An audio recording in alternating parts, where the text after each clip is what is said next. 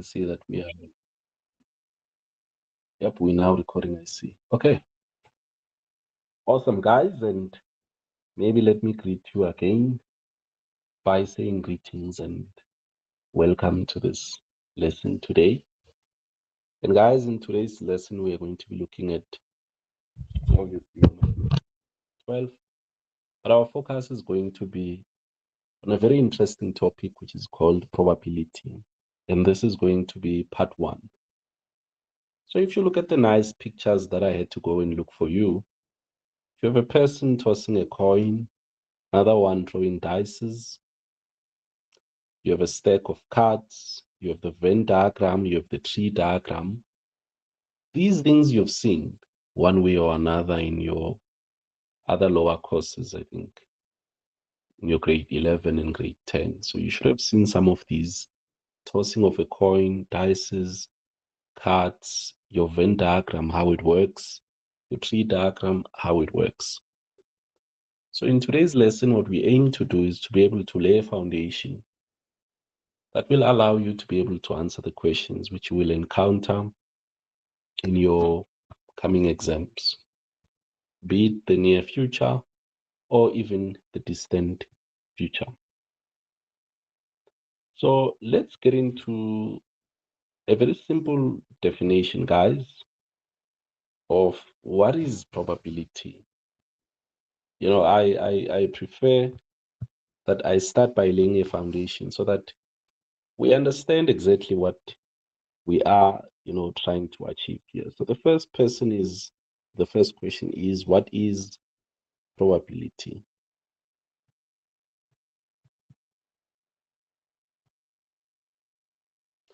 So I'm going to answer this a bit differently, but maybe let me pose the question to you guys. I'll need your answers.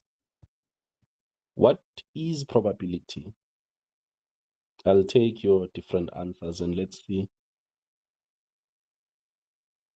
what you guys think. I see a hand from Toriso. What is probability?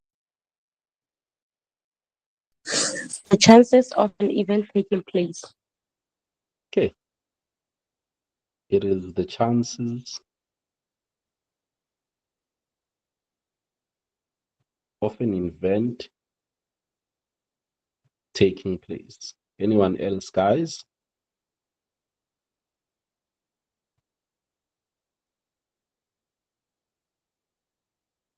Anyone else wants to give us, their own definition of probability? What is it?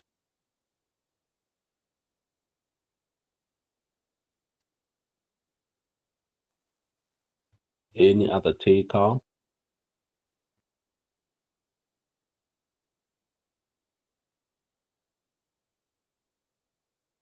Okay. Someone else could say it is the possibility, just the same thing. It is the possibility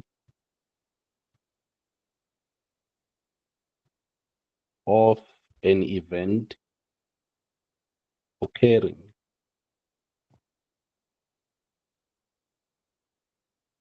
So someone would choose to phrase it this way.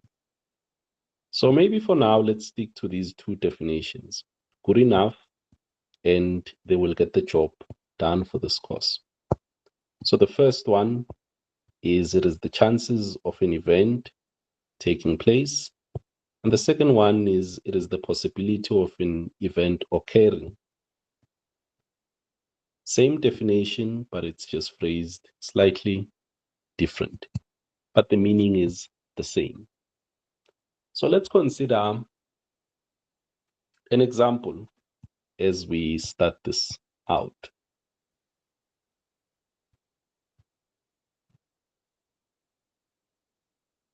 And I'll call this example 1. And my question on example 1 is, what is the probability of you going to school tomorrow?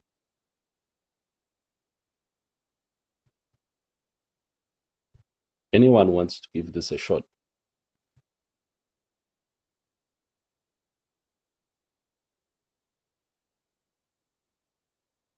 So what is the probability of you going to school tomorrow? Anyone? It's a very odd question, actually. Anyone, guys? While I fix my handwriting here, my hand is still a bit cold.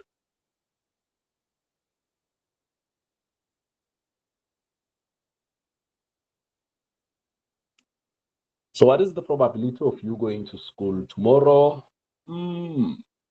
We don't know. Someone else can say 100%, I want to go to school.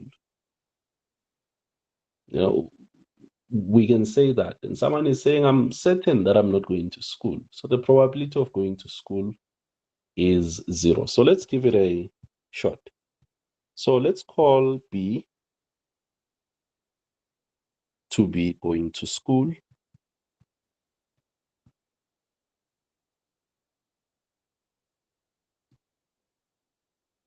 And let's call A to be not going to school.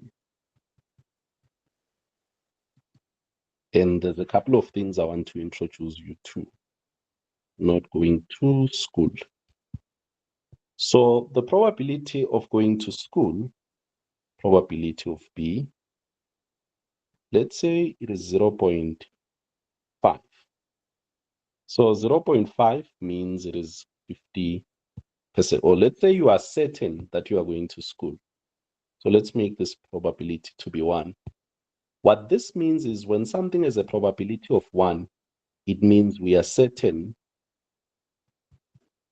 or in other words, sure or positive. We can use many terms. We are positive that we are going to school.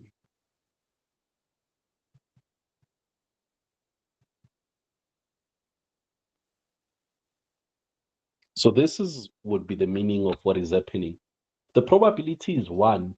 It means whatever event that has the probability of 1, it is definitely going to happen. So that is why I said what this means is that we are certain, we are sure, we are positive that we are going to school. So remember, B is for going to school, A is not for going to school. So a probability of 1 means that the event is certain. It is going to happen. So whenever you have a probability of 1, it means this here will happen, whatever it is. It is not highly likely, it is guaranteed that it is going to happen. And there's an interesting thing that I want to introduce you to, which is that whenever we're looking at probabilities, we'll deal with it later. We have some properties that we need to understand. Guys, we have some rules, let's call them. So we have some rules that we need to understand when it comes to probability. So I'll call rules of probability.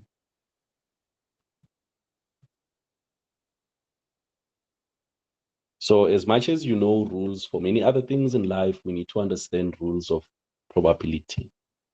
So the first rule that I want us to look at is a rule that guys they call the addition rule.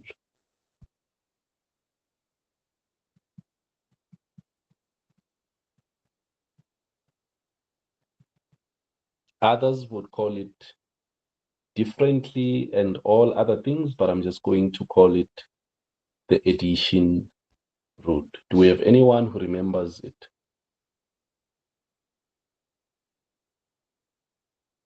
Anyone who remembers the addition rule from class?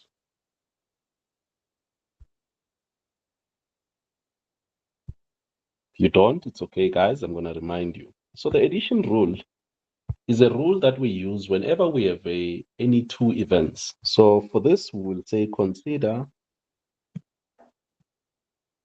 two events. And those events are A and B. So essentially, when we talk about events, it's things that could happen. So we are looking at two events. So for any two events, when I'm looking for the probability of A, or B, this is the same as the probability of A added with the probability of B minus the probability of A and B. So A and B. This, guys, here is what they call the addition rule. What we have here, this formula. But however, mathematically, we do not write it this way, as you might remember from grade 11. So I want to quickly remind you is that mathematically, we write this slightly different.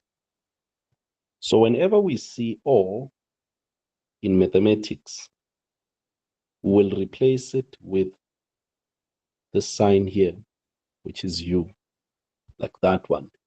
And whenever we see and, guys, we'll replace it, as you remember, with the U that is facing down. This is mathematical notation. Okay, so this means what we have above here, you shouldn't be surprised if they write it as A U B, which means probability of A or B, it will be equal to the probability of A plus the probability of B minus the probability of A and B. So this formula here falls under what we call the addition rule.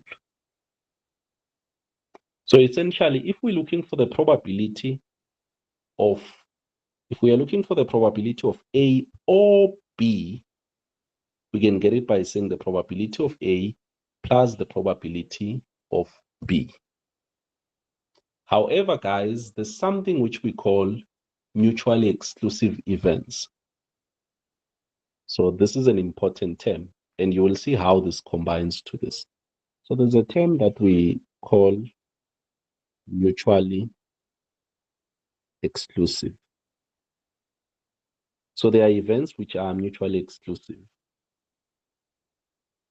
Do we have anyone who wants to quickly tell us if they remember what are mutually exclusive events?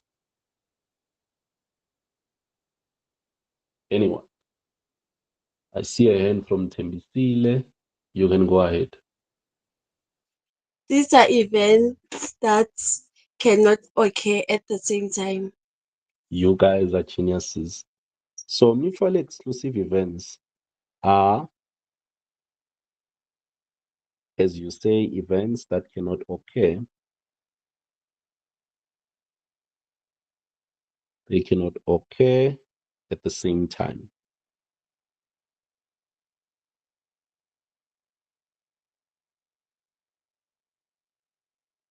On point. So if you think carefully, we can easily think of examples. If you toss a coin, guys, can your coin be a tail and a head at the same time?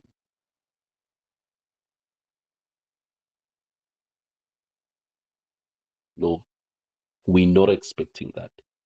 So if you think carefully, if I can give you here and say, here's an example of such an event is tossing a coin.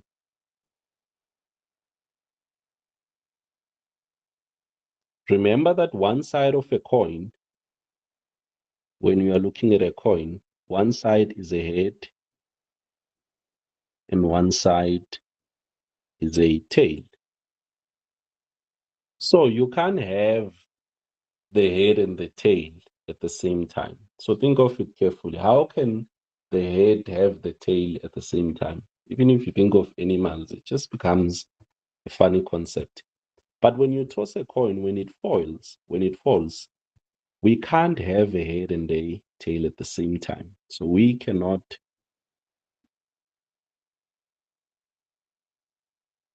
get a head and a tail at the same time.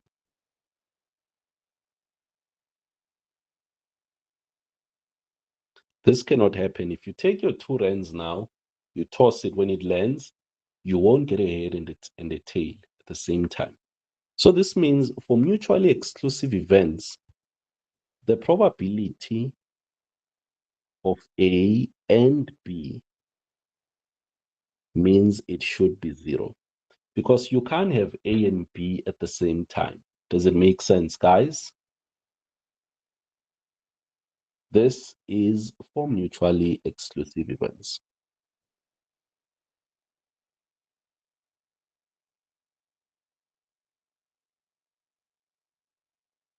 Does it make sense? Where are my thumbs ups? If it doesn't, please ask. What is it which I'm saying which you are struggling to understand here?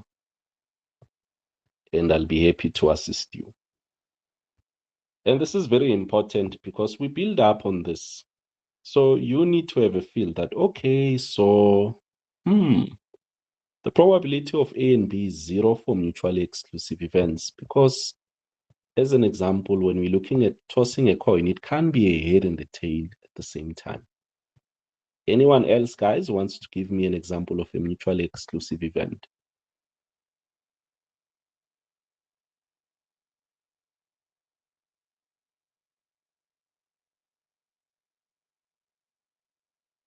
Anyone wants to give me another example of a mutually exclusive event?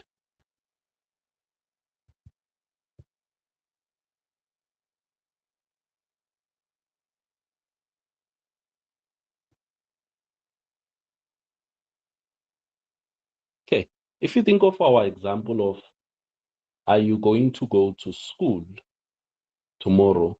Is that a mutually exclusive event? Because you have an option of going to school or not going tomorrow. My question is that a mutually exclusive event or it is not?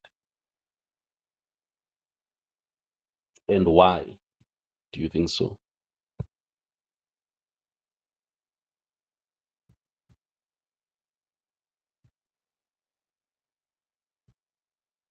Luyanda, is you deciding whether you are going to go to school tomorrow or not a mutually exclusive event or not?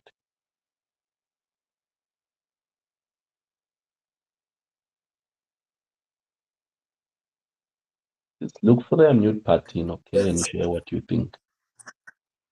It's a mutually exclusive event because you Wow. can't be at school and at home at the same time. Yep, on point. So it means the probability of you being at school and home, and because remember we said this one which is facing down, guys, is for end. And the way I remember it is this way, in case you do forget. I usually see this N on the end, and I usually remember that for the end, it means I need to have the thing that faces down. Okay, so when I see the notation that has the thing that faces down, I usually remember the N from the end. The one facing up is the O one. So as Luanda says, you can't be at school and at home at the same time. So the probability of you being at school and being at home should be 0. It can't happen. So there's a 0 chance that might happen. So it means that is a mutually exclusive event. So it means for our example, for example 1, therefore,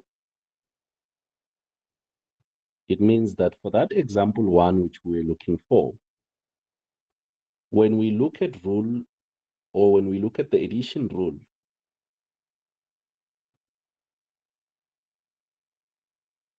our formula changes because the last part becomes 0. So when I take that formula there, which is for the addition rule, and I put it, and we look at example 1, this part here will be 0. So this part will be 0. So which means the probability of A or B equals the probability of A plus the probability of B. And what you guys need to understand is that events that are not mutually exclusive when we sum the probability of A and B, it should always give us 1. Like this. In fact, this would apply more on complementary events. Let me leave it for now. But let's think of our, maybe let's leave it here. I'll deal with complementary events. So do you guys understand the addition rule and how mutually exclusive events eliminates the last part? Where's my thumbs ups, guys? And if you don't understand, you ask, okay? So rule number 1 is the addition rule. It gives a start formula. Now let's go to rule number 2 of probability. Because you need to be able to make sense of this thing. And once you do, life becomes easy. Rule number 2. Rule number 2, guys, is what we call the complementary rule.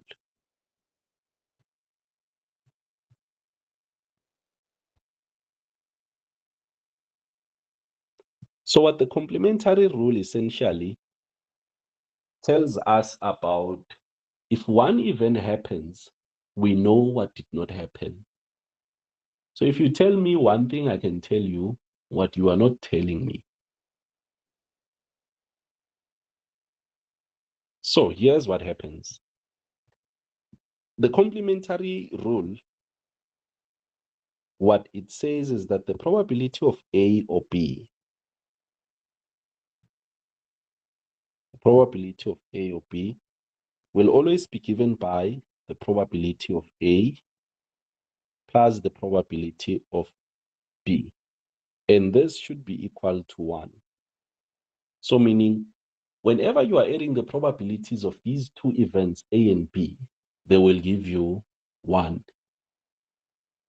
However, what happens then is that, what this means is that if A doesn't happen, B happens. This is what happens here. So with this one here, what it says is that if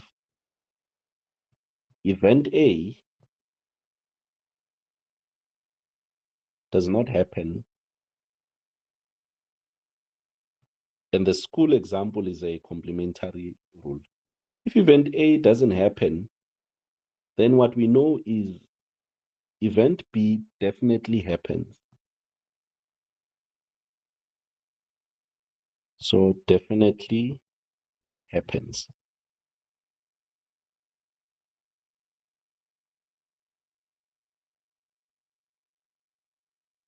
Okay, and then equally so, I'm just gonna say if event B does not happen, then it means event A definitely happens.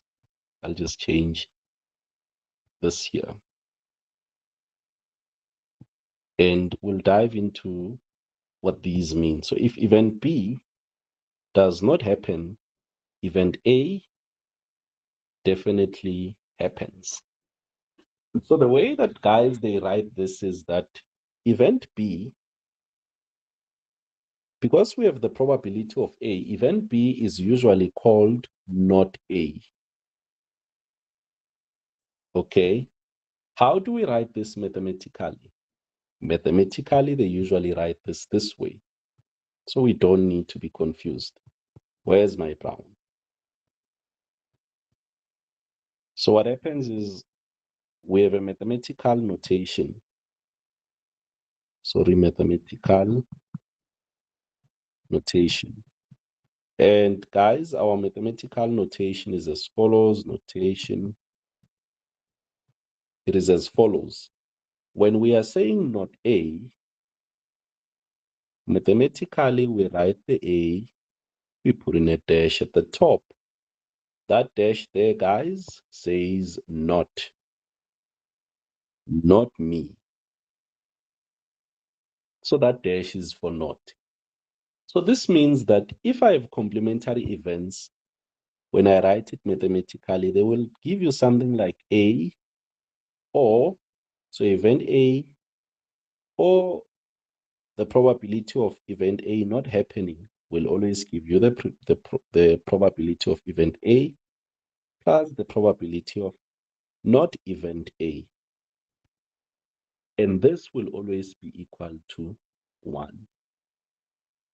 always for complementary events, meaning it is the type of events where when something doesn't happen, you know what happened. It's like when you are receiving your results, either you pass or you fail. If someone didn't pass, you know they failed. And if someone passed, you know they didn't fail. It's that kind of thing. So it's like saying passing, if I can make it like that, it's like saying passing. And the other one, it's like saying not passing. So if you think carefully, when we assess you and we are saying, what is the probability of passing or not passing? The probability will be 100%. We know that it's either you're going to pass or not pass. There's nothing in between. So when we sum the probability that you will pass and the probability that you will not pass, the overall outcome is 100. It is 100. It is 1. 1 is 100%, guys. The overall outcome is 1 because we know one of the outcomes is one of these probabilities here. So let me give you an example. If we consider the probability of A being equal to 0.6, guys. So let's say we are dealing with rain. We are told that there's a 60%, and remember 0.6, this is just 60%.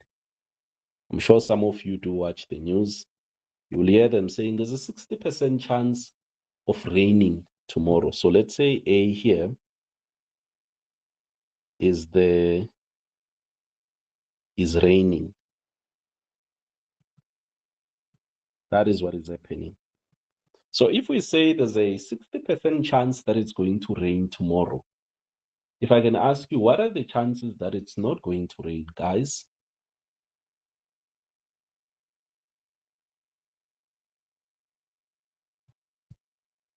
And the one here, others prefer writing it as 100%. What are the chances that it is not going to rain? Guys, the question. Let me pause it here. So what are the chances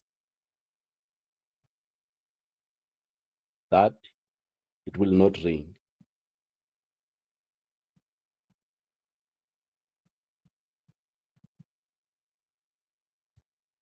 Anyone wants to give this a shot? We are told the chances probability of A is 60, which means there's a 60% chance that it will rain. Now I'm asking you, okay, I hear that probability of A is 0.6, but what is the probability of not A?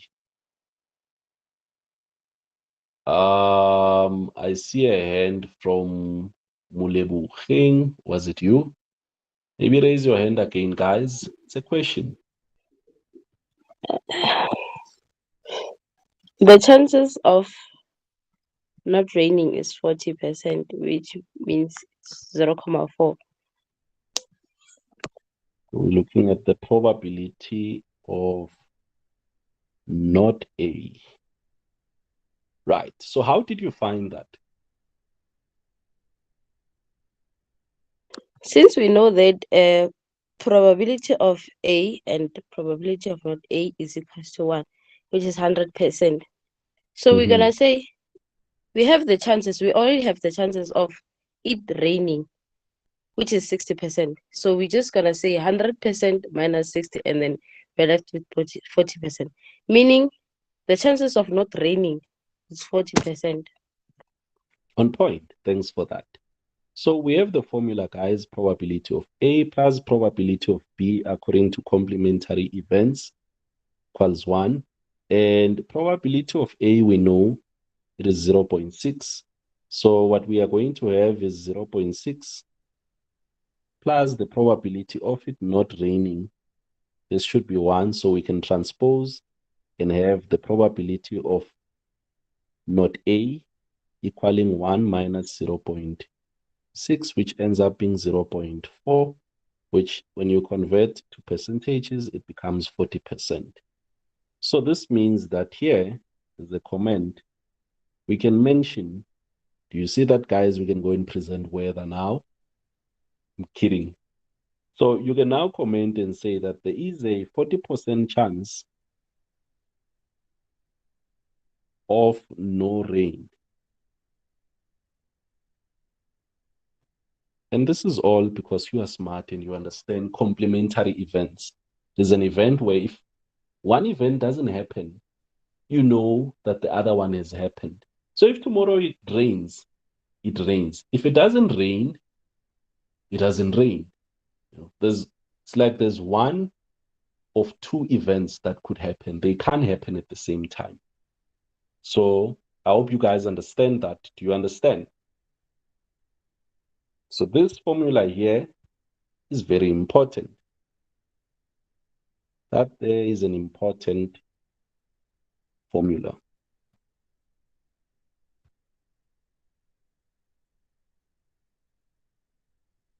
And that is the complementary rule. Guys, I hope you understand. Now let's jump to the next rule, rule number 3. If there are no questions on this one. And on rule number 3, what we are dealing with is a rule which we call the product rule.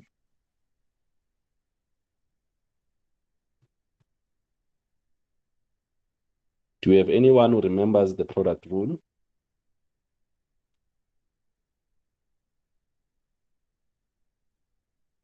Okay. I will remind you of the product rule. So when do we use the product rule? First, it is used for independent events. Independent events.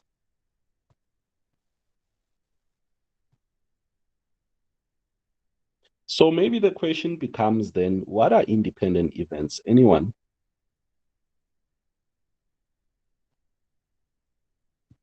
Wants to answer that? Let me pose it as a question. And our question is, what are independent events? Because we need to understand what we are saying here. What are independent events?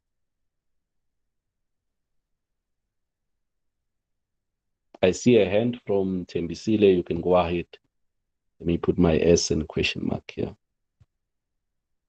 Independent events are events when the outcome of the first event does not affect the probability of the second event. Yo. Can you please, guys, clap for them? That is good. I'm so happy. So you are on point. So independent events are the type where the outcome of the first event does not affect the outcome of the other event. So these are events, let's note them down, where the outcome of, I'll call them event 1 and 2, or of event 1, it is where the outcome of event 1 does not affect the outcome of event 2. Does that make sense, guys? Think of it this way. If you toss a coin and you roll dice, if the coin becomes a head, it doesn't mean it's going to tell the dice what to be. Do you understand, guys? So that is the example. If you toss a coin, the outcome of the coin is not going to somehow affect the dice. So that is the idea there. So if we can say example, our example would be tossing a coin and rolling dice. Rolling a dice.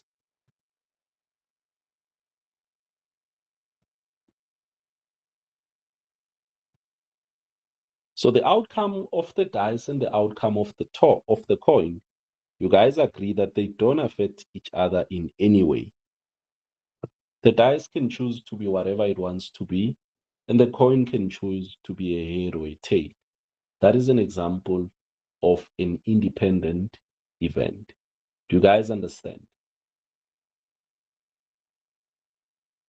Now that you understand, we now go and look at the product rule. Remember, we said the product rule, we use it for independent events.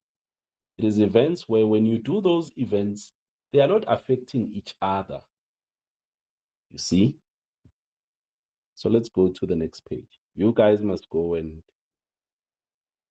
after this lesson and start feeling like teachers and say, do you know the product rule?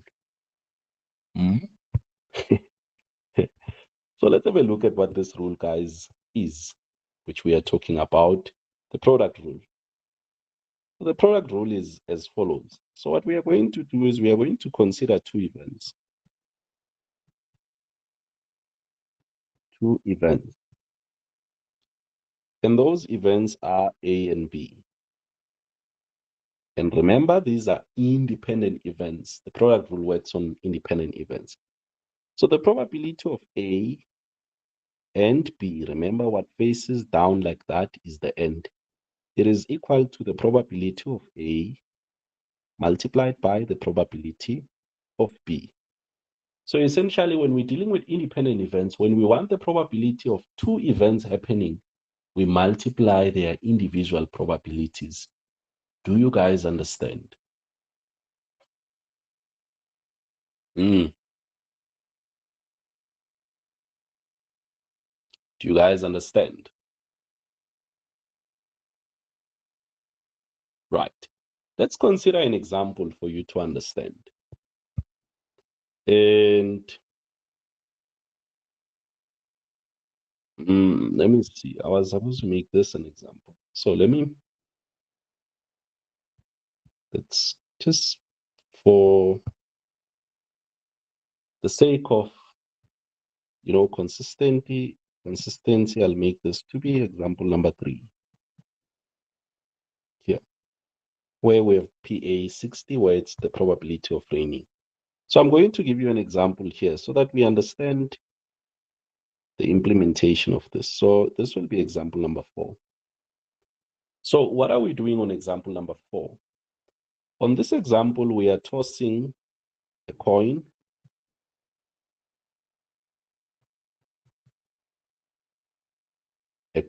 and rolling a die.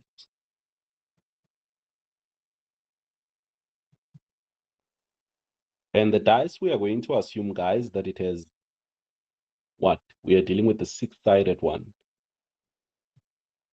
So 6-sided dice. That is the one we are referring to. Okay. So now I need us to think carefully for question A.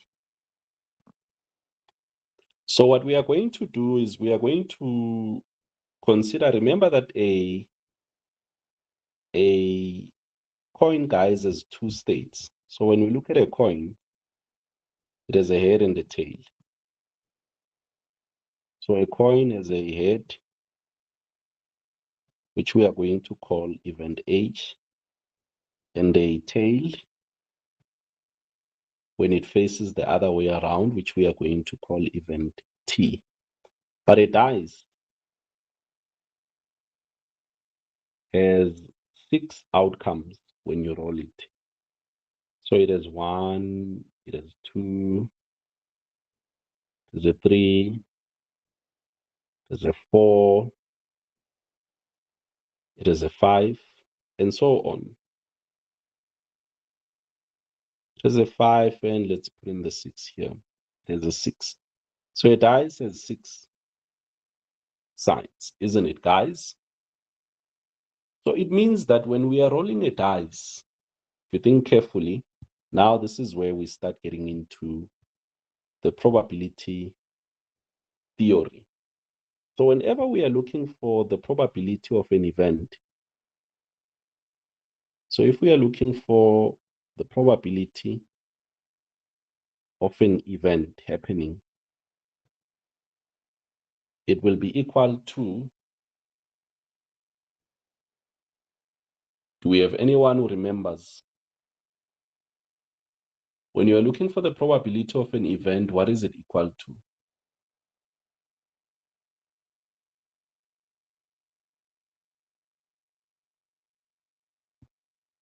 Or let me simplify it for you. For now, let's say probability, and then I'll come back to this. So probability on its own, guys, probability.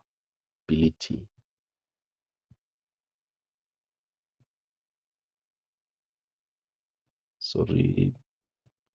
So when we are looking at probability, all what we are looking at is the number of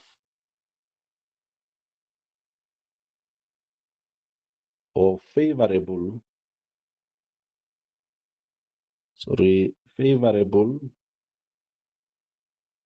let's make that small for space sake. So we're looking at the number of favorable outcomes divided by, you will see what I mean, the number of possible outcomes. The number of possible outcomes. And we'll deal with this as we do more examples. So if you think carefully, guys, if we are looking at the dice, let's say we have the probability of getting a 6 on the dice. What is the probability of us getting a 6? There is only 1 6 on the dice, isn't it? So we'll have 1 over. How many outcomes in total do we have on a dice? We have 6 outcomes. Do you guys understand this? That the probability of getting a 6 is 1 over 6. Because there's only 1 6, and this is the total number of outcomes. Total number of outcomes. And then there at the top, there's only 1 6 on a dice. Do you guys understand? Let me make that to be darker. So there's only 1 6 on a dice. That is why. Are we following?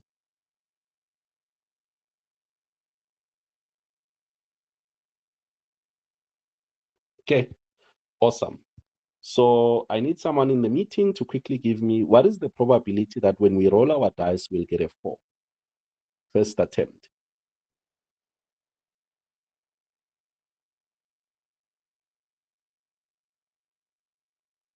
Anyone?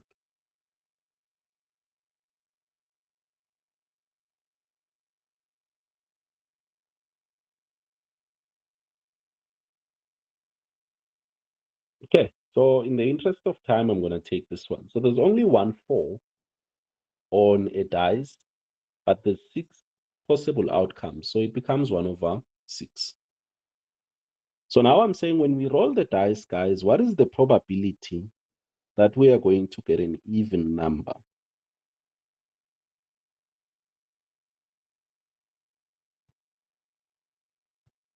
What is this?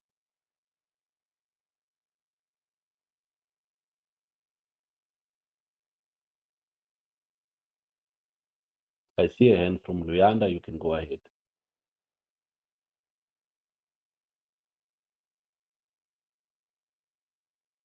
You can click your unmute button and give us the answer.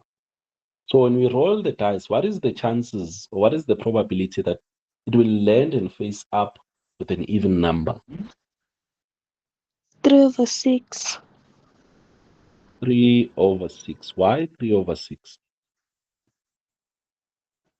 Because there's 3 even numbers on a dice out of 6 numbers. Yep.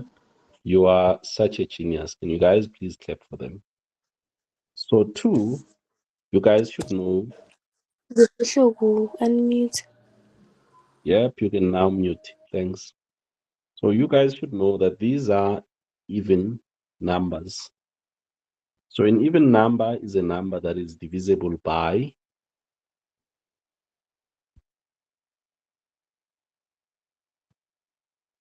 by 2, isn't it? Yep, that is that. So now let's quickly have a look at the coin, and then we can now finalize our problem here. So when we look at the coin, what is the probability that, guys, when I toss the coin, I'm going to get a tail?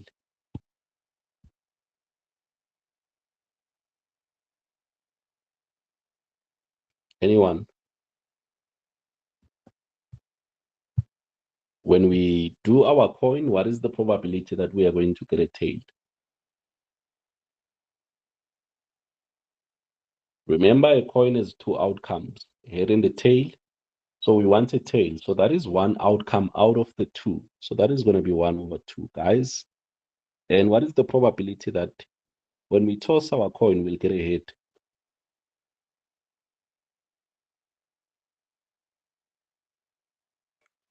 It's also 1/2. 1/2, correct. And thanks.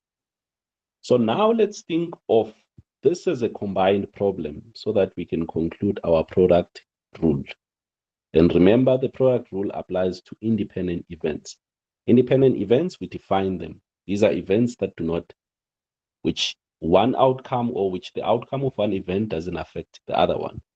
So now if I say to you, what is the probability of me getting a tail and a 3 on the dice? What is this supposed to be, guys?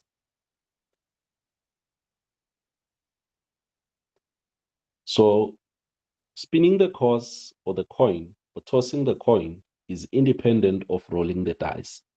So if you look at our independent events formula, it says that we need to take, if we're looking for probability of tail and 3, we need to say what is the probability of a tail and multiply it by the probability of getting a 3. So this means our answer becomes probability of a tail is 1, guys. And probability of us getting a 3 is 1/6. So the combined probability of getting a tail and a 3 becomes 1/12. Do you guys understand what I did here? So the probability of us when we have a dice and a coin, when we toss and we roll the dice, the chances that we might get a tail and a 3 is 1/12. Do you guys understand? 1/12 is just below 10%, if I remember well. Do you guys understand? I'll need you to give me this answer in 2 decimal places. What is the probability of us getting a tail and a 3? Anyone? What is this 1/12 equal to as a decimal?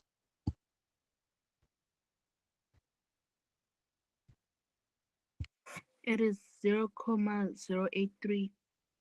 0,083, which when you convert to percentages, you get 8.3%. So meaning the chances that you might, get a tail and a 3 is 8.3%. So essentially it's just about 8, over 100. So essentially if you do it 100 times, you are more likely to get it maybe 8 times. That is what this means. Do you guys understand the idea of the product rule and the fact that we use it for independent events? And we have defined what independent events are. Are you guys happy?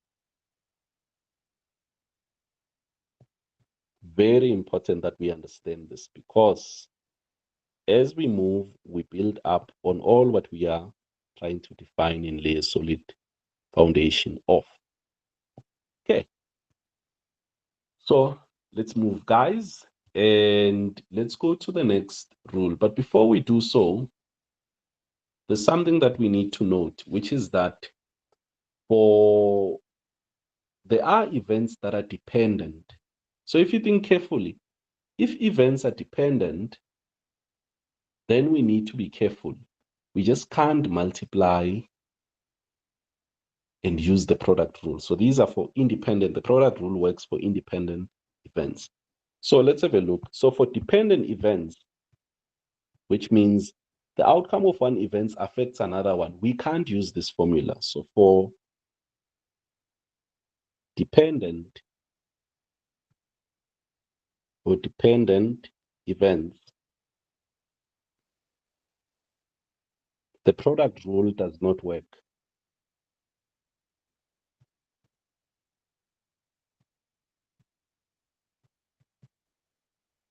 Because these events are affecting one another. So essentially, if we have events A and B, and these events are dependent, we cannot say that the product or the probability of A and B is equal to the probability of A multiplied by the probability of B. This we are not supposed to do, guys. These are not equal if these events are dependent. So if somehow A and B affect each other,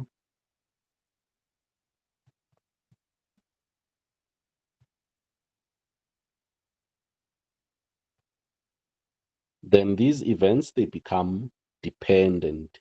So we can't use that. So if our A and B affect each other, then those events are said to be dependent.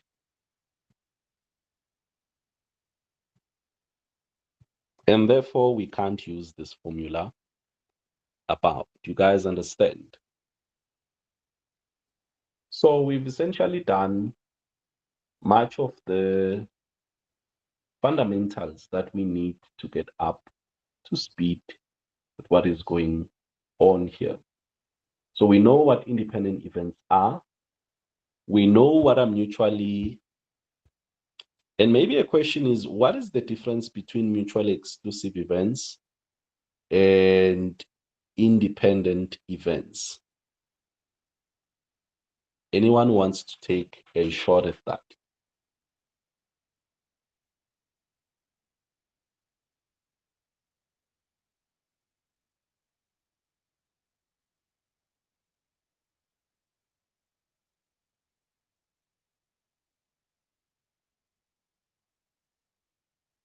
Anyone, guys? Here's my question. My question is, what is the difference between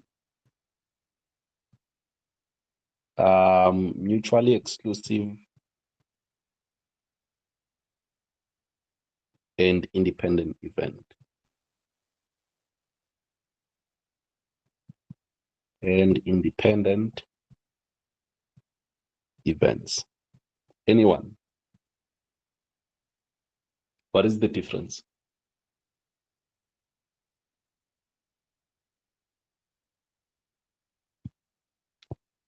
If you guys can't answer me for now, I'll leave this as your homework. You'll go and figure this out and come back and explain to me or your friend what is the difference between mutually exclusive events and independent events. So I'm really looking forward to the answer to this question. So now that you guys have a solid foundation and you understand how, these things work, I want to start now looking at a quick revision of your grade 11 probability, because we are not going to jump to grade 12 yet. And I'm just going to give you a couple of problems that we are going to work through and then wrap up for today. So the point of today's session was for you to get comfortable with what is happening here. Okay. So let's quickly have a quick revision. So we are doing revision using problems.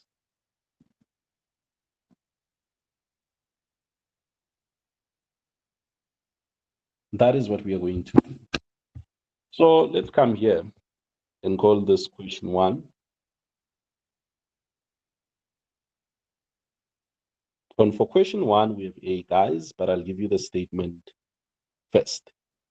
So what we are going to do is we are going to consider as you might have seen, a bag with 10 balls. So what about these 10 balls? 5 are yellow, 2 are blue, another 2 are green,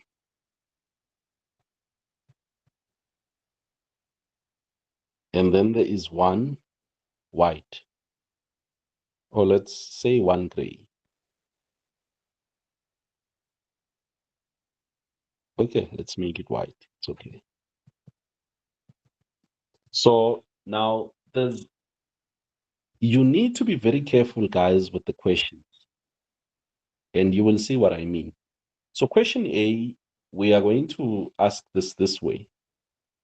So what is there? So here, obviously, yellow will denote it as that, and then blue will be event B, green will be event G, and white will be event W. And the question is, what is the probability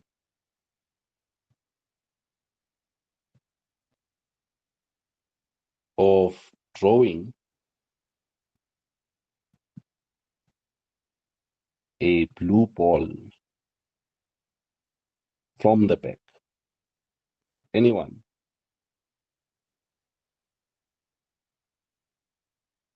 What is the answer for this question? Guys, what is the probability of drawing when you put in your hand a blue ball from the back?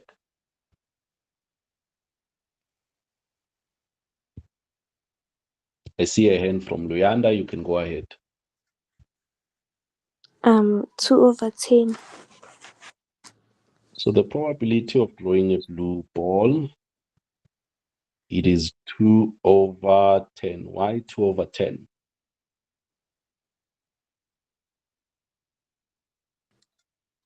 Because there are 2 blue balls out of 10 balls overall. Okay, no, that is very good. Thanks for that. So I'll need someone to help me to answer B, guys. So for B, we're going to ask ourselves, what is the probability of us drawing a yellow ball? Anyone? It's 5/10. So the probability of a yellow ball, I hope that is yellow, but it looks like gold. You said it's going to be 5/10. 5/10. Okay, so this color is not so good. Let me make it pink for us to see. Right. So thanks for that. And let's give the last, let's put in another Q here. Still have some space. And then let's put in that one.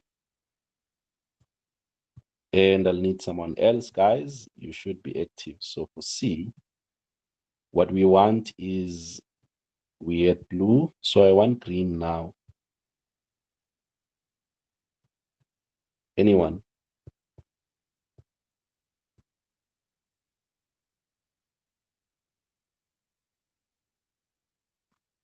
What is the probability of us when we put in our hand coming out with a green ball? It's also 2/10. 2/10. Okay, right. So now that you guys understand what is happening here, now I need us to think carefully about D. So what we want to do is we'll do 2 things here. So we want to find out what is the probability of us withdrawing a blue ball and then a green ball. So let me phrase that down. So what is the probability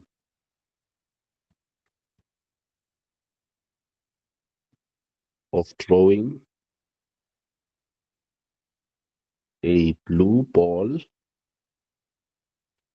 and this I'll put in brackets and say first event, and then drawing, so let me say and, not say and then, and drawing a green ball. This is our second event.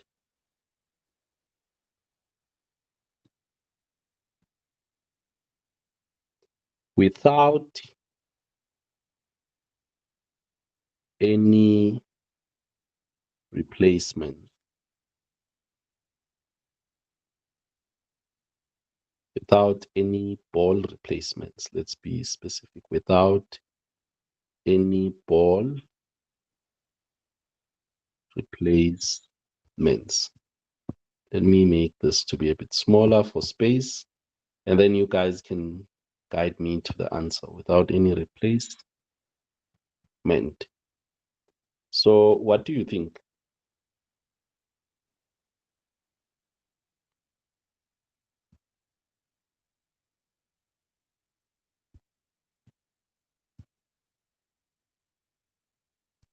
What do you think, guys? So essentially the question is, what is the probability of drawing a blue ball as the first event? Then you carry on after drawing the blue ball. You then hope to get a green ball. What is the probability of this happening? And what is very important is the note that I gave to you, which is without any replacement being made. How do we deal with this problem, guys? Maybe the question is, are these two events dependent or independent?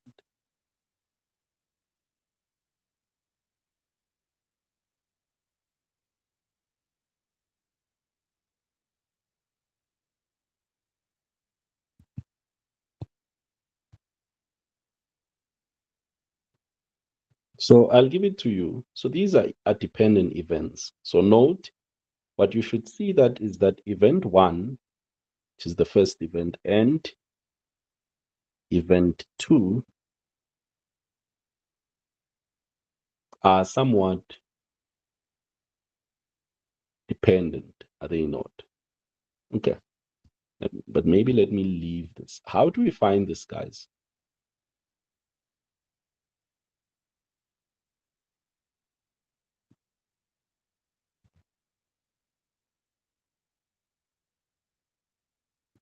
Anyone?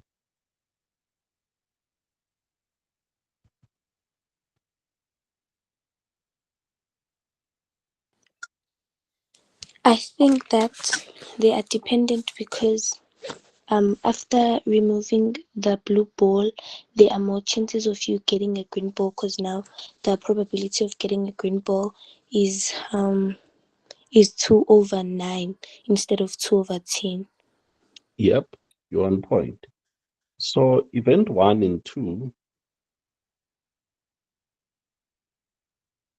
are dependent. So they, the first one increases the likelihood of the second one. So they are dependent.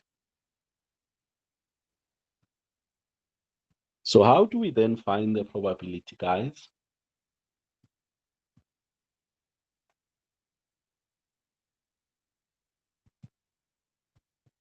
Anyone?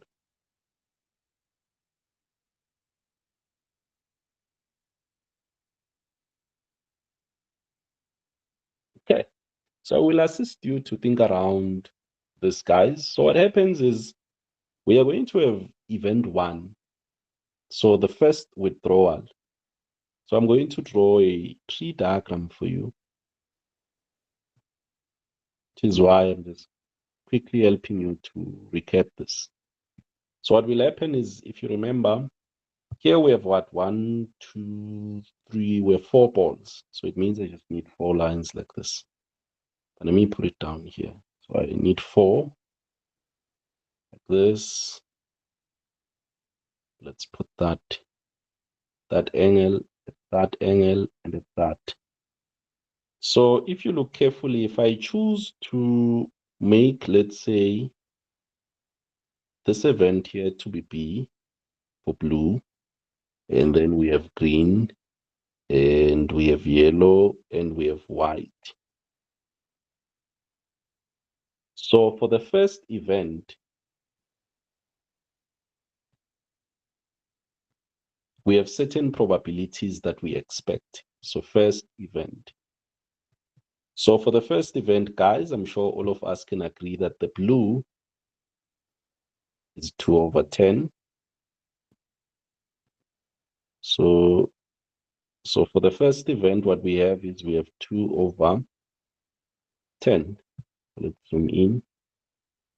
2/10, while for the green, for the first event, we have also, blue is, 2/10. And then green is also 2/10. And then yellow is 5/10. And then white is 1/10. Do you guys agree that for the first event, that is what happens?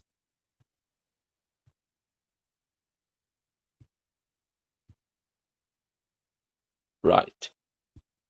So for the second event, remember we said, okay, once you've done the taking out of your things, we don't replace the balls.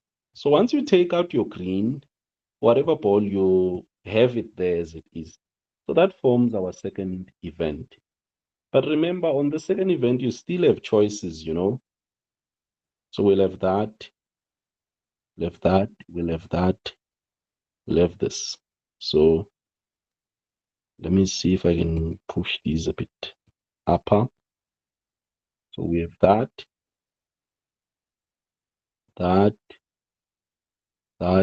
and that. So that is what we have. These should be moving from the same point. So let me align that quickly.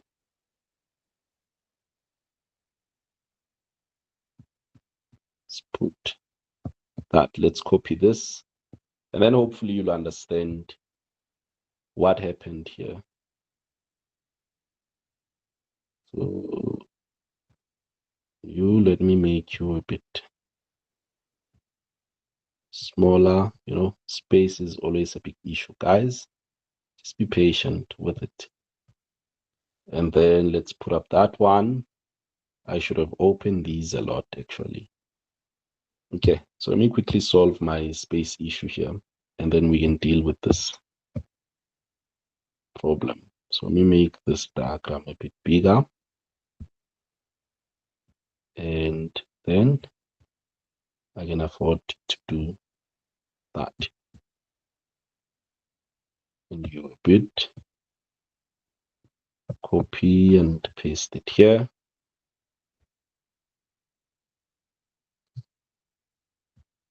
Remove this one, delete, and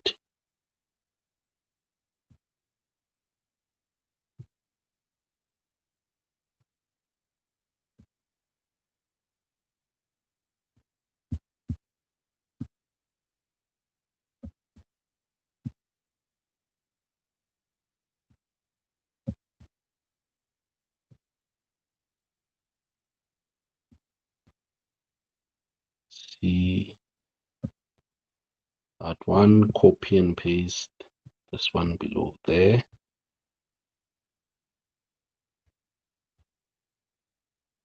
Yeah, so that is what we have, guys. So if you think carefully, for the second event, what we are going to do is let's still have B as we did, and then have the G, and have the yellow, and have the white. So I'll have B, G, yellow, and white, G, B, yellow and white, and then G, B, yellow and white, like that. So if you think of what happens when we go for the second round, if we withdraw a blue one, this is what this means. If we withdraw a blue, now when we want a blue, guys, what are we going to have as the probability on the second event? So this one is event one, and that one there is the second event. So what are we going to have as the probability of B, guys? 1/9. On point. So if we look at the top branch, what we are going to have is, if we withdraw the B, now there's going to only be one B. So it's going to be 1/9, which is on point. So it's going to be 1/9. When we now look at the green, guys, what are we going to have? So we know that we've removed one ball. But because we are on the blue branch, it means the blue is what we worry about. So for green, what is it going to be?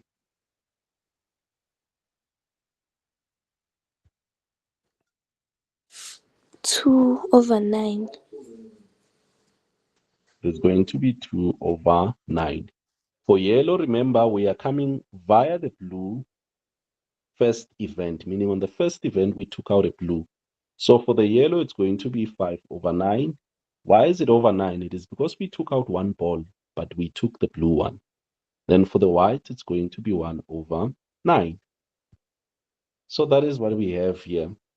And then now, guys, we go to the second one where we say, okay, what if you, on your first attempt, you take a green, and then now you go to your second event. So what is going to be the probability of blue, guys, if the first event took out a green?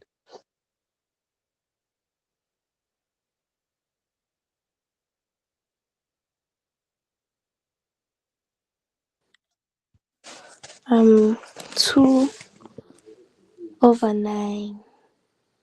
2/9, because there's two blues, but 9 balls. And then we go to green. So what is going to be the probability of green?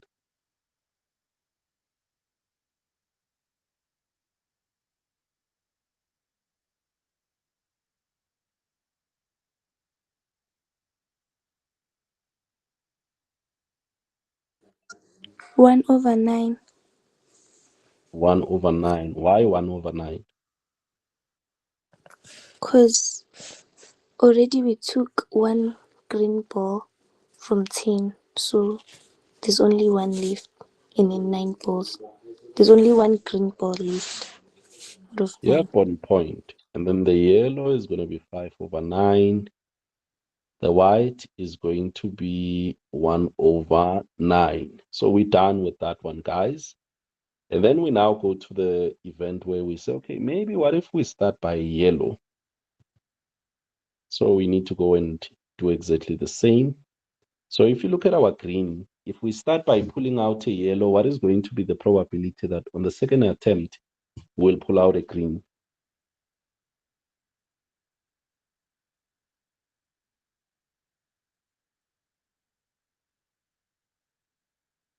If you look carefully, the greens are not affected. So it's going to be 2/9. And then the blues are not affected in their numbers. So there were 2 blues, so it becomes 2/9. The yellows are the ones which are affected because we took out a yellow and the yellows were 5. So now it becomes 4/9. And then the whites are not touched. They are just affected by the total. Do you guys understand what is happening here? Let's jump to the last portion. Right. You should try and make sense of what I am doing here, guys, because it is very important. It lays a very strong foundation for you. So let's go for the last one. So if we start by doing a white, what is going to be the probability of green, guys? Maybe you still need to see the number of balls.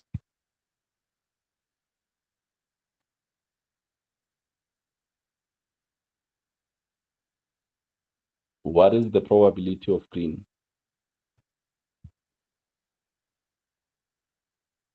On the second withdrawal?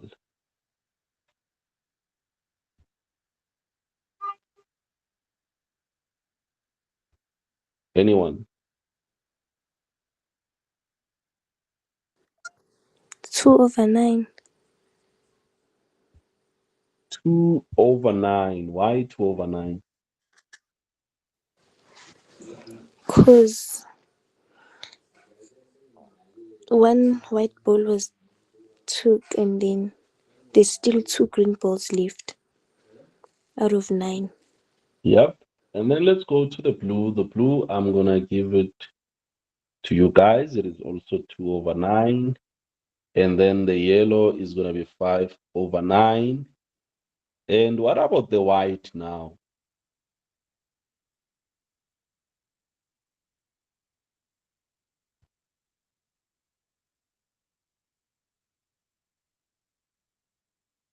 What about the white, guys?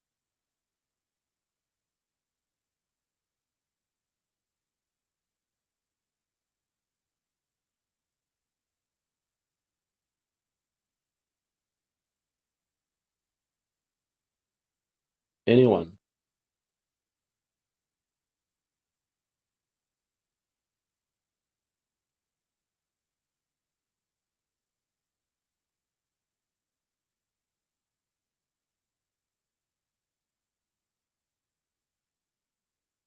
What about the white?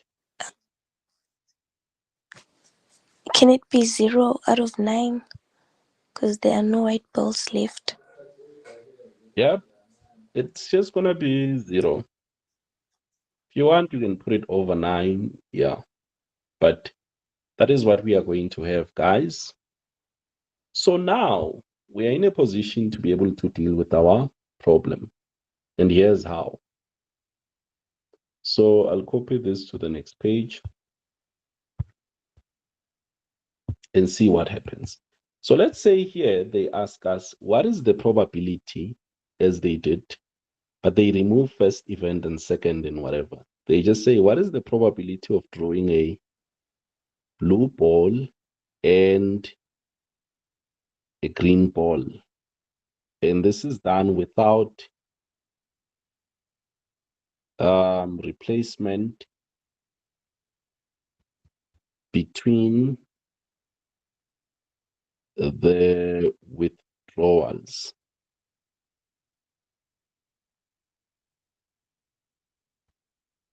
So this is essentially our question. So blue and green. So if you think carefully, there's 2 ways that we can end up having a blue and green, guys. There's 2 ways. We can go on the first event to take out a blue, and then on the second one, pull out a green. That's one way. Or we can, on the first event, be lucky to get a green, and then when we do our second event, get a blue. Do you agree that, guys, these are the 2 ways we can get a blue and a green? It's either on the first event we are lucky, we get the blue, on the second event we get a green, or on the first event we get a green, and on the second event we get a blue. Do you guys agree?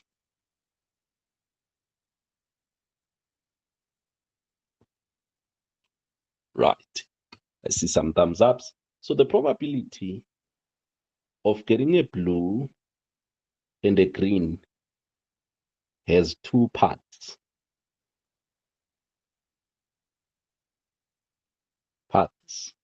Which is as shown, as I was explaining now.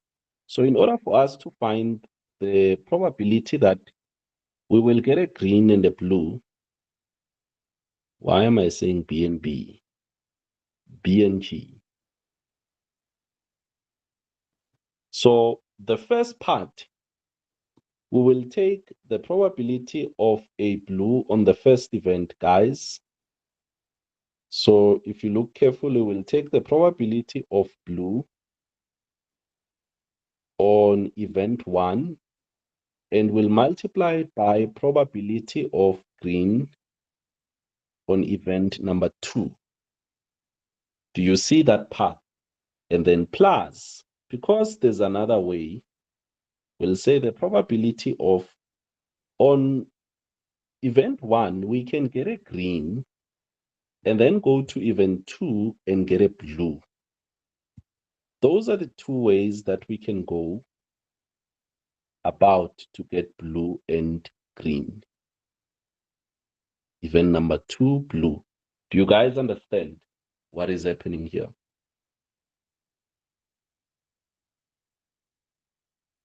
So this is one of many ways which you need to be able to understand when we are dealing with events that are dependent. So essentially our answer will be, guys, probability, what is P1B, guys? On the first event, what is the probability of getting a blue?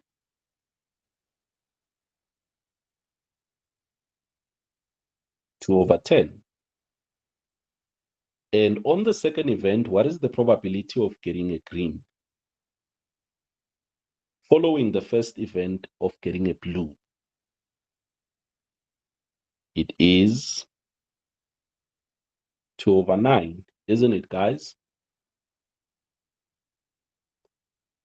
And then plus, and then we say, let's go to the event where event number 1 gives us a green. What is the probability of that? Green is 2 over 10. But then we go to the second event. We say, how can we get a blue? And it becomes 2 over 9. So this one here, if you observe carefully and you do your maths, that is going to give me a 448. So I'm going to get an 8 over 90. This will be the probability that when we open our bag, if I put my hand, I'm going to get a blue and a green, or the other way around. At the end of the day, when I complete my one event, what are the chances that I'll have a blue ball and a green ball? It is 8 over 90. Can anyone give me this as a decimal place? Or is it decimal? And probability is beautiful because it helps you, to be able to think and make some decisions. What do we get here, guys? 8 over 90 is what? Just below, I think, 10%. It should be 0.8 something, or 7 even, but maybe 8. I'm not sure. Anyone? What is 8 over 90?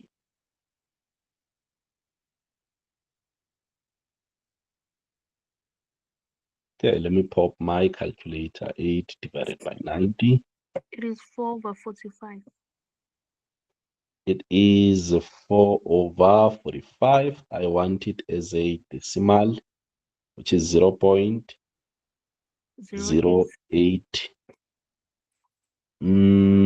Let's say 89, like that. Which this, if you want to write it as a percentage, you'll see that the probability of getting a green, or of me having a green and a blue ball on my hand after doing this, is 8.89%. So out of 100, the chances that this might happen is about 8%, close to 9. So yeah. Do you guys understand this answer here? So the difference now was the fact that we are now no longer replacing the ball. If we replace the ball, do you guys realize that these events somehow become a bit independent if you don't replace the ball? Do you guys see that?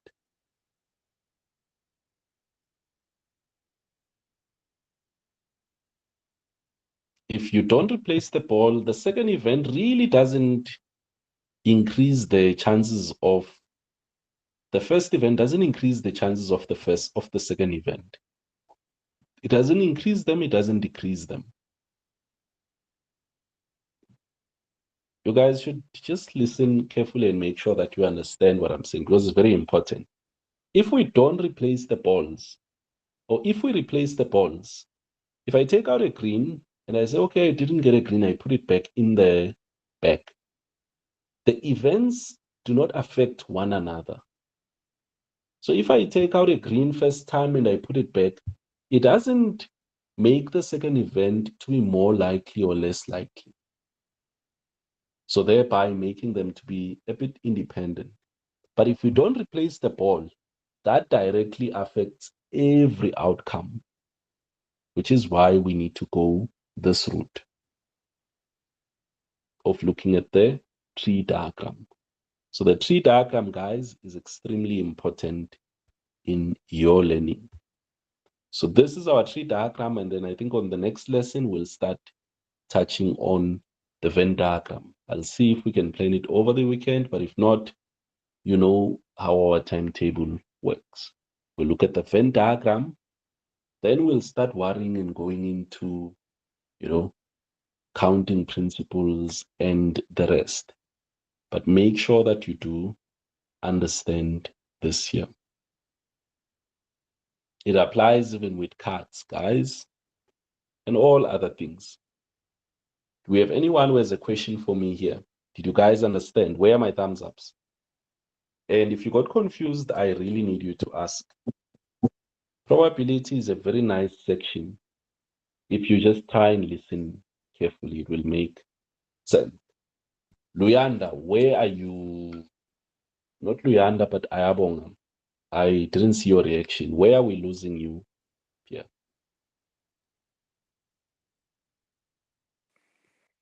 Sir, I'm still trying to figure out how why you multiplied the probability of B and G and then the not G and B.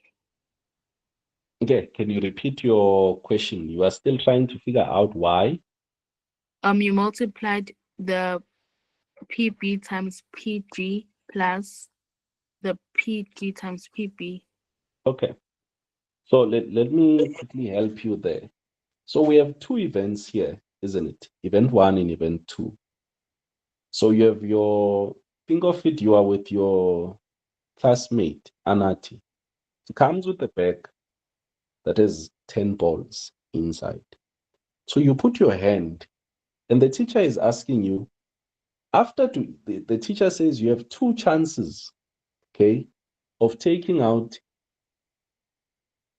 not to say you have two chances. In fact, you will put in your hand twice on the back. I want to know what is the probability that after you've done that, on your left, on your hands, you'll be having a blue and a green ball. Do you understand that? The teacher is asking you that. You go and put in your hand once, you don't look at the ball, you put it on the side, you put your hand again, you take another ball. What are the chances? What is the probability that the balls you pick out, you will have a green and a blue ball? Do you understand the problem now? Yes, sir. Right. So now that we understand the problem, we have a tree diagram where we say, okay, on the first event, the probability that you'll get a blue will be 2 over 10, green, 2 over 10, yellow, 5 over 10, white, 1 over 10. Do you understand that? Yes, sir. When you put in your hand first time, you will have these probabilities. So getting a blue will be 2 over 10 chance, getting a green will be 2 over 10 chance. And we say, okay, on the second event, now that you've picked your ball on the first event, let's assume that you pick a blue because we want blue and green. If you pick a blue, when we go to the second event, you will be one ball less. Do you see the total is now 9? Because you've taken the ball and you put it on the side. You understand the 9 part? Yes. Right. And then now we look at, because we are looking at blue, which is here, and we are coming via blue, meaning we pick blue. So blue should be reduced. Blue is no longer 2. Now there's only 1 blue left out of 9 balls. Do you understand? Yes, sir. But because we didn't take any green out, the green are still 2, the yellows are still 5, the whites are still 1, but they are over 9 because the blue went out. You understand that? Yes. But there's another way of achieving a green and a blue ball. If you are lucky, you can get the green on your first attempt when you put in your hand and put the ball on the side. And then it means when you go for the second time, you hope to get a blue there. So that is why we have a 999, meaning we have minus the 1 green ball here. So if you look carefully, there's 2 blue balls, but for green, there's now 1 when originally it was 9, when originally it was 2. Do you see that? It's because we have taken the 1 ball which was green. That is why now we only have 1 green there. Do you see that? Yes, sir. Now then, we ask ourselves, okay, we're not interested in all the other balls, although we wrote their probabilities. We want green and blue. So there's 2 ways that I can get a green and a blue. It's either when I put in my hand for the first time, I'm lucky I get a blue, which is the blue arrow. Then on my second event, I must get a green.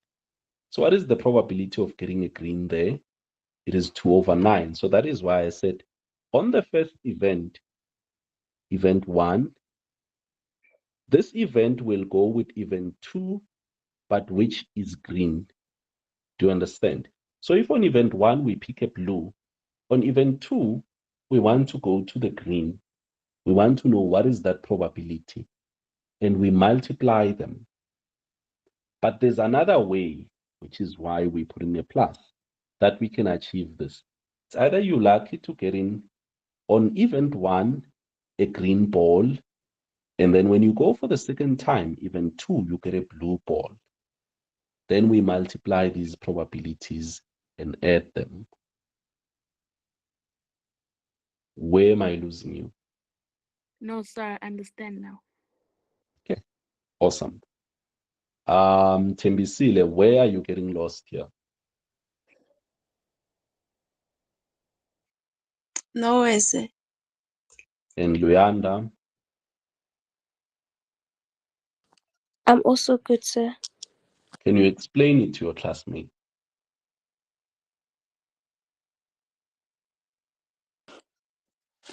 Um, what the question that we just did? Yes.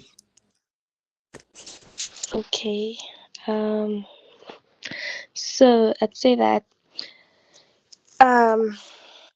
so we are trying to get a blue and a green ball as a as a product, so we can either get a blue ball first or a green ball first. So if we get a blue ball first, that the probability of getting a blue ball first is 2 over 10, and then since we've already taken 1 ball, we have 9 in total, and in order to the probability of getting a green ball after that is only 2 out of 9.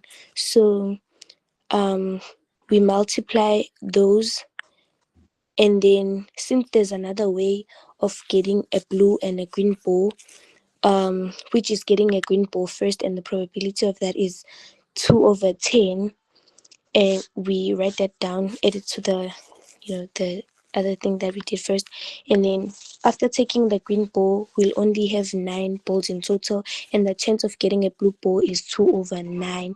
So we multiply the probability of getting the green ball to the probability of getting the blue ball, and then yeah, I think that's how to explain it. Okay, no problem. Thanks. That makes a lot of sense. So you guys must make sure. So when you learn something, try your best to say, if I come across a classmate tomorrow, would I be able to explain to them, as an example, what we covered today? Can I sit with the classmate tomorrow and say, let me help you with probability. I'll help you to define what probability is. I'll tell you of the different rules, addition rule, the product rule. I'll tell you what mutually exclusive events are. I'll give you examples. I'll tell you about the complementary rule. complementary rule, what it is, how it works, and I'll give you an example. I'll tell you about how we do the mathematical notation, how a not has a dash at the top.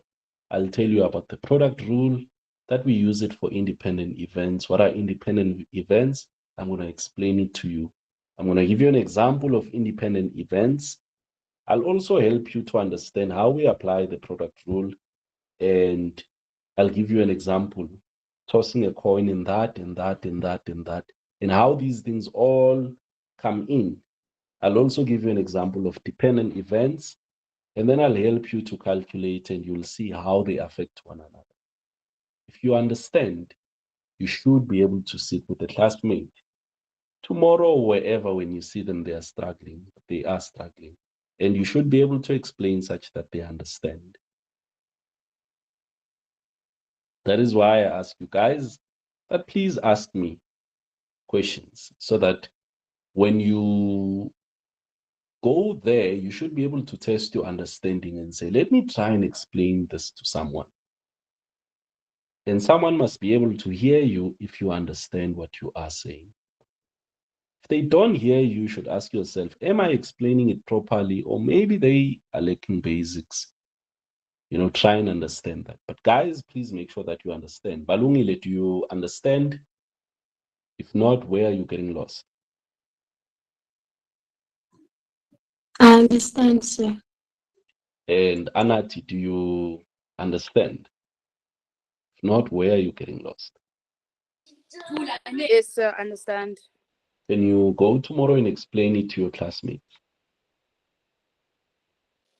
Definitely. Yeah. Tell them tomorrow to say, can I have the chalk? Where is it? I have something to say. And when they look at you, just say, I have a contribution to make. They say, and you say, whatever contribution means, but I was told I have a contribution to make. I'm not sure what that means. But yeah, I think I can teach you a thing or two. But anyway, guys, I'm glad you understand. So please spend time trying to understand what we did here. We'll go into Venn diagrams, and then we'll go into counting principles. If you follow along, you should collect all the marks in the exam. I don't see a reason why you should not.